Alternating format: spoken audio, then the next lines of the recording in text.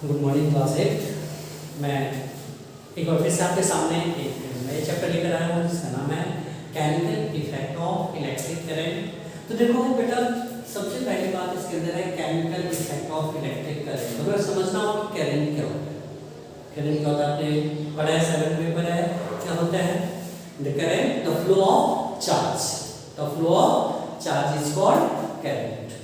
ठीक है, तो जब करंट पास होता है उसके बेस पे जितने भी ऑब्जेक्ट हैं उसको दो पार्ट में बांटा गया, that is conductor and insulator. Conductor वैसे सब्सटेंस होते हैं जिससे इलेक्ट्रिसिटी पास हो सकती है, और इंसुलेटर वैसे सब्सटेंस होते हैं जिससे करंट पास नहीं हो सकती है। तो क्या है conductor? The substance through which electricity can pass is called conductor, and insulator क्या होगा?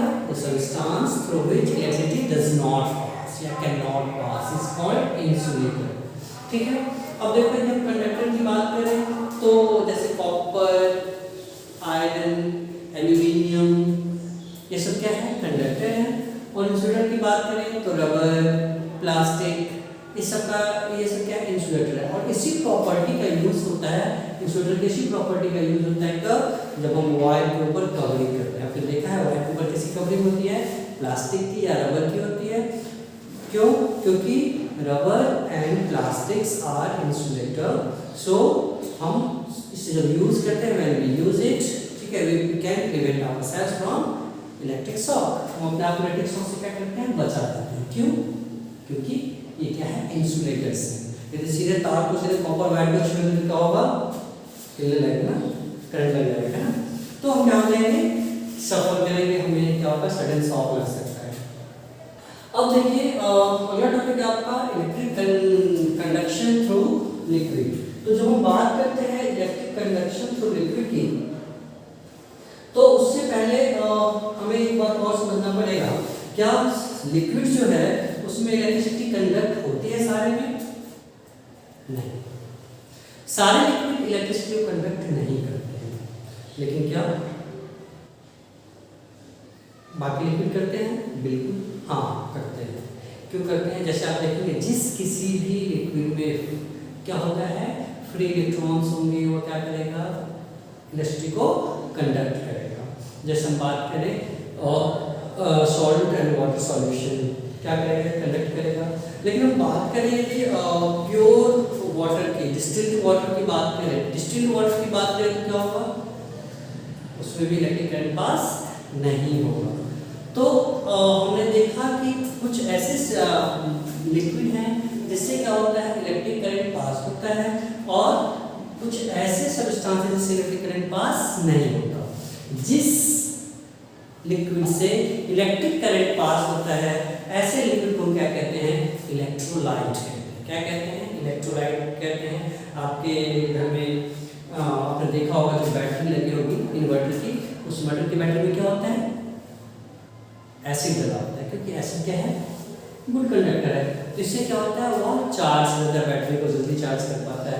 तो ये क्या हो गया? एसिड क्या हो गया? Good conductor. एक ऐसा लिक्विड जो क्या है? इलेक्ट्रिसिटी को कंडक्ट करता है।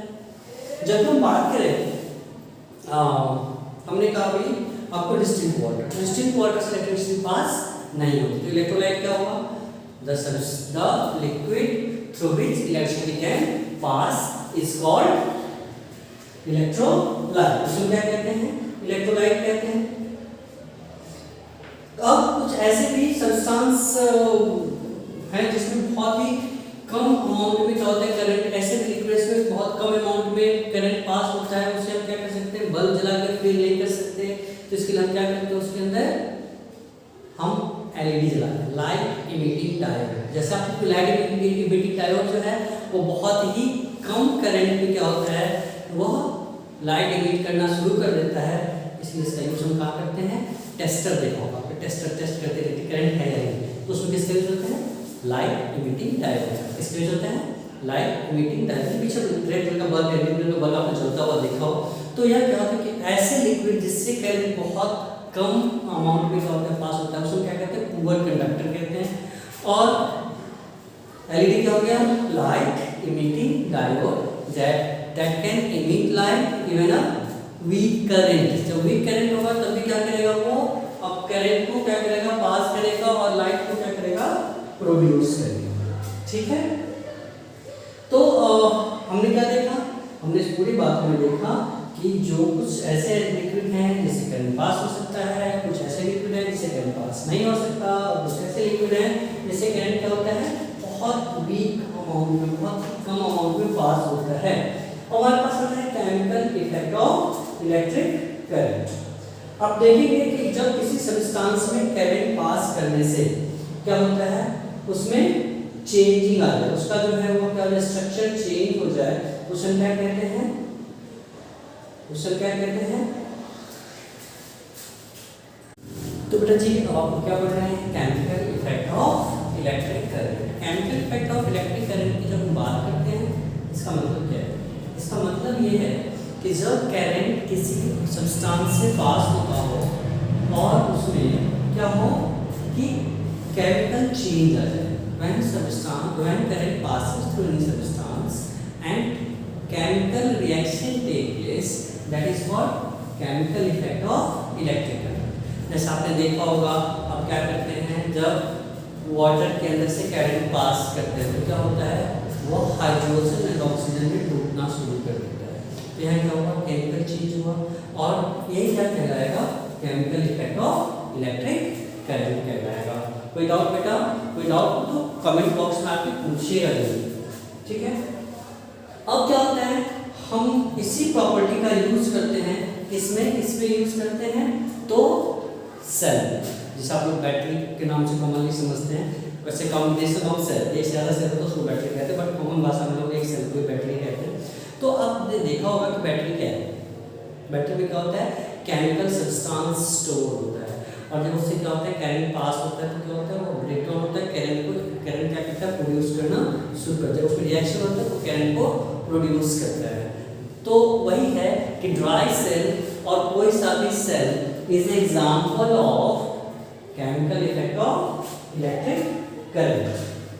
ठीक है, तो इसको कैसे डिफाइन करें, the device in which chemical reactions are carried out by means of electricity is known as electrolytic cell. ठीक है बेटा, समझ में आ गया। अब क्या है कि जब हम क्या करते हैं, किसी भी इलेक्ट्रोलाइट से when we passes electricity through the electrolyte, ठीक है, it starts to break down, या क्या होता है, ब्रेक डाउन होना शुरू हो जाता है। This process is called electrolysis. उसे क्या कहते हैं, इलेक्ट्रोलाइसिस कहते हैं। समझ में आ रहा है क्या होता है electrolysis, when electric current passes through electrolytes, its components starts to deposit on cathode और एनोड, है ना, दैट इज कॉल्ड इलेक्ट्रोलाइसिस। मतलब वो ब्रेक डाउन हो जाता है, कॉमन भाषा में लिखे तो क्या होता है, वो ब्रेक डाउन हो जाता है, और उसके जो कंपोनेंट्स होते हैं, उसके जो एलिमेंट्स होते हैं, या वो क्या होते हैं, जमा होने लगते हैं किस पे, कैथोड पे और एनोड पे। इसे क्या कहते हैं, इलेक्ट्रोलाइसिस कहते हैं। क्या कहते हैं, इलेक्ट्रोलाइसिस कहते हैं। अब इलेक्ट्रोलाइसिस का यूज कहाँ करते हैं, इलेक्ट्रोलाइसिस का यूज करते हैं किसमें, इलेक्ट्रोप्लेटिंग में। किसमें यूज करते हैं, इलेक्ट्रोप्लेटिंग। इलेक्ट्रोप्लेटिंग क्या होता है बेटा, इलेक्ट्रोप्लेटिंग क्या है, the deposition of superior metal over inferior metal. The deposition of superior metal over inferior metal is called electroplating. आपने देखा होगा, बड़े बड़े जो करते गाने गाते हैं, क्या कहते हैं उसको, रैपर, बड़े बड़े मोटे मोटे जो होते हैं वो चैन पहनते हैं। तो क्या सारे चैन असली होंगे भाई, जो अमीर उनके पास तो होंगे, लेकिन कुछ ऐसे रैपर होंगे जो उस लेवल पे नहीं पहुंचेंगे क्योंकि उनके पास मिलता नहीं। वो क्या करते हैं, आयरन पे जो है वो गोल्ड का लेयर चला देते हैं, फिर वो चमकता रहता है, फिर यो करते थे, देखा होगा, है ना। So that is electroplating. इसे क्या कहते हैं, इलेक्ट्रोप्लेटिंग। तो किसके द्वारा होता है, इलेक्ट्रोलाइसिस के द्वारा ही होता है। ठीक है, अब दूसरी बात है, इसका एक और कहाँ होता है, इलेक्ट्रो रिफाइनिंग में, प्यूरिफिकेशन ऑफ मेटल में, मेटलर्जी में, जिसमें एक्सट्रैक्शन ऑफ मेटल करते हैं। इन सब बातों में क्या होता है, इसका यूज होता है ना।